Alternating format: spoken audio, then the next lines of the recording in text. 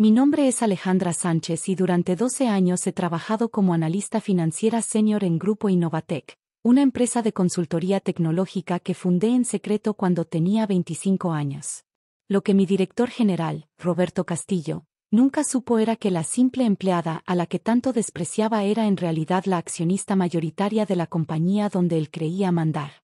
Todo comenzó cuando heredé una suma considerable de dinero de mi abuelo, un empresario visionario que me enseñó que el verdadero poder viene de permanecer invisible. Con esa herencia, fundé Innovatec a través de una compleja estructura de sociedades anónimas que ocultaba mi identidad real. Contraté a Roberto como CEO porque necesitaba a alguien con experiencia operativa mientras yo completaba mi maestría en administración. El plan era perfecto.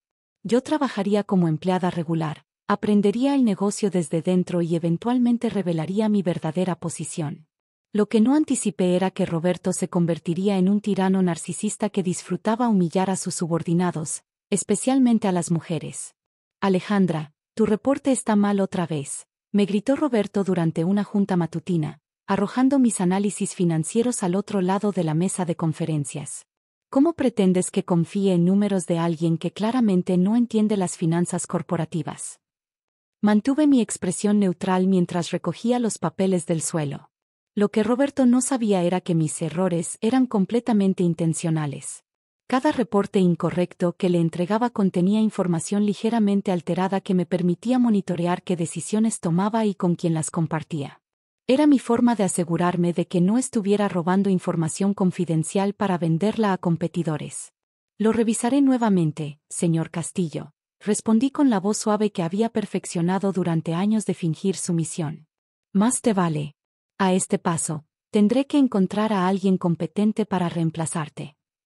Mis compañeros de trabajo evitaban hacer contacto visual conmigo durante estos episodios. Algunos parecían sentir lástima, otros simplemente se alegraban de no ser el objetivo de la ira de Roberto.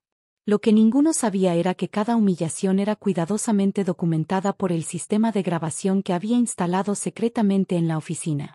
Durante mis años como empleada, había observado cómo Roberto manejaba la empresa con una mezcla de incompetencia y arrogancia que constantemente amenazaba la estabilidad financiera que yo había construido. Tomaba decisiones impulsivas sin consultar datos, contrataba a sus amigos sin considerar sus cualificaciones y, lo más preocupante, había comenzado a desviar fondos de proyectos para sus gastos personales. Alejandra, necesito que alteres estos números, me dijo un martes por la tarde, deslizando una hoja con cifras sobre mi escritorio. Reduce los gastos operativos en un 30% para que el reporte trimestral se vea mejor. Esta vez no era una prueba. Roberto me estaba pidiendo explícitamente que falsificara registros financieros. Señor Castillo, esos números reflejan gastos reales. Alterarlos sería fraudulento. Su rostro se enrojeció. Alejandra, tú no entiendes cómo funciona el mundo corporativo real. A veces hay que ser creativo con los números. Entiendo perfectamente, respondí, pero no puedo participar en actividades ilegales. Fue entonces cuando Roberto cruzó la línea que había estado evitando durante años. ¿Sabes qué? Ya me cansé de tu actitud. Siempre cuestionando mis decisiones, siempre actuando como si supieras más que yo. Eres una simple analista y yo soy el CEO de esta empresa. Durante las siguientes semanas, Roberto intensificó su campaña de acoso. Me asignaba proyectos imposibles con plazos irrealizables, me excluía de reuniones importantes y hacía comentarios despectivos sobre mi trabajo frente a otros empleados. Alejandra probablemente no entiende estos conceptos, decía durante las presentaciones. Ella maneja números simples, no estrategia empresarial. Pero yo había estado preparándome para este momento durante años. Cada documento, cada email, cada decisión cuestionable de Roberto había sido cuidadosamente archivada. Mis contactos en el Consejo de Administración, que no sabían de mi verdadera identidad, me habían estado informando sobre las quejas crecientes sobre el desempeño de Roberto. El momento final llegó un viernes por la tarde. Roberto había llamado a una reunión de todo el equipo para discutir los resultados del trimestre. Yo sabía que los números eran terribles debido a sus decisiones imprudentes, pero también sabía que intentaría culpar a otros por sus fracasos. Como pueden ver, comenzó Roberto señalando gráficas proyectadas en la pared. Nuestros números este trimestre están por debajo de las expectativas. Esto se debe principalmente a errores en el análisis financiero. Todas las miradas se dirigieron hacia mí. Roberto había preparado cuidadosamente esta humillación pública. Alejandra, tus constantes errores han costado a esta empresa clientes importantes. Tus reportes incorrectos han llevado a decisiones equivocadas que han dañado nuestra reputación. Mi corazón latía con fuerza, pero mantuve mi expresión serena. Era el momento que había estado esperando durante años. De hecho, continuó Roberto, su voz subiendo de volumen, he tomado una decisión. Alejandra, estás despedida. Eres la empleada más incompetente que he visto en 20 años de carrera. El silencio en la sala de conferencias era absoluto. Mis compañeros parecían choqueados, algunos incómodos por presenciar una humillación tan pública. Me levanté lentamente, recogiendo mis papeles de la mesa con movimientos deliberados.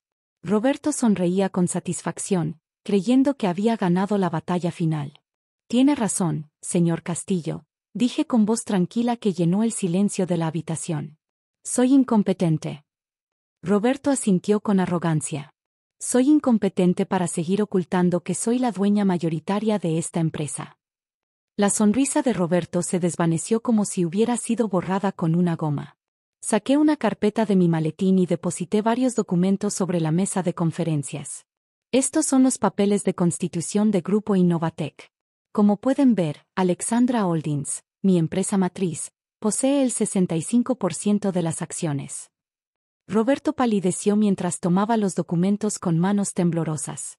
Esto es imposible. También tengo aquí, continué, sacando más papeles, grabaciones de los últimos 3 años donde usted me pide falsificar reportes financieros, registros de sus gastos personales cargados a la empresa y documentación de acoso laboral sistemático. Mis compañeros comenzaron a murmurar entre ellos, procesando la información. Roberto seguía leyendo los documentos, su rostro cambiando de pálido a verdoso. Usted está despedido, señor Castillo, dije con la misma calma que había mantenido durante años de abuso. Seguridad lo escoltará fuera del edificio en 5 minutos. Como si hubieran estado esperando la señal, 2 guardias de seguridad entraron a la sala de conferencias. Roberto los miró con incredulidad. No pueden hacer esto. Yo soy el CEO. Tengo contratos, tengo derechos. Tenía contratos, lo corregí. Su contrato incluía una cláusula de comportamiento ético que usted violó repetidamente. También incluía una cláusula que permite terminación inmediata por fraude financiero. Roberto intentó una última jugada desesperada. Alejandra, podemos resolver esto. Sé que cometí errores, pero podemos trabajar juntos. Yo tengo experiencia, tú tienes. Bueno, dinero. Señor Castillo, respondí mientras guardaba mis documentos, durante 3 años usted me dijo que yo no entendía el mundo corporativo real. Permítame mostrarle cómo funciona realmente. Me dirigí al resto del equipo, que seguía en estado de shock. Para todos los demás, les aseguro que sus trabajos están seguros. De hecho, implementaremos inmediatamente aumentos salariales del 15% y un programa de participación en utilidades. Algunos de mis excompañeros comenzaron a sonreír tímidamente. María, me dirigí a la directora de Recursos Humanos, necesito que prepare contratos de confidencialidad para todo el equipo. Lo que presenciaron hoy no debe salir de esta sala hasta que preparemos un comunicado oficial. María asintió, claramente aliviada de que alguien competente estuviera tomando control. Mientras Roberto era escoltado fuera del edificio, gritando amenazas legales que sabíamos eran vacías, me quedé en la sala de conferencias con mi equipo. Sé que esto es confuso, les dije. Durante años fingí ser solo una analista porque necesitaba entender realmente cómo funcionaba la empresa desde adentro. Lo que vi me preocupó profundamente. ¿Qué va a pasar ahora?, preguntó Carlos, nuestro desarrollador senior. Ahora vamos a dirigir esta empresa como debería haberse dirigido desde el principio. Con respeto, transparencia y competencia real. Los siguientes días fueron caóticos pero productivos. Los medios especializados captaron la historia. Empleada secreta resulta ser dueña de empresa tecnológica. Roberto intentó demandar por despido injustificado, pero sus abogados abandonaron el caso cuando vieron la evidencia de fraude financiero.